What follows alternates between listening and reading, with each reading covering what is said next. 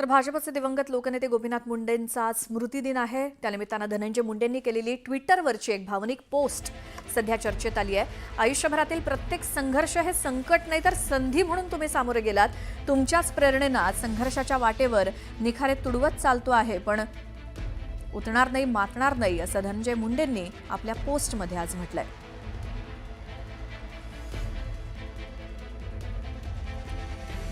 लोकनेते स्वर्गीय गोपीनाथ मुंडे यांचं स्मरण करत त्यांच्या पुण्यतिथीनिमित्तानं कृतज्ञतापूर्वक नमन अशी पोस्ट धनंजय मुंडे यांची. आयुष्यभरातील प्रत्येक संघर्ष हे संकट नाही तर संधी म्हणून तुम्ही सामोरे गेलात.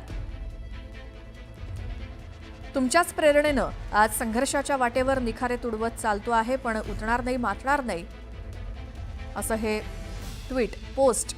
आप्पा तुमच्यासारखा लोकनेता आम्ही अनुभवला, हे आमचं भाग्य. गोपीनाथ मुंडे यांच्यासाठी 4 शब्द जे पोस्टमध्ये धनंजय मुंडे यांनी लिहिलेत ते आपण बघतोय. नियतीनं अकाली तुम्हाला आमच्यापासून हिरावून नेलं, किती ते दुर्भाग्य, सदैव स्मरणात, अशी पोस्ट धनंजय मुंडे यांची.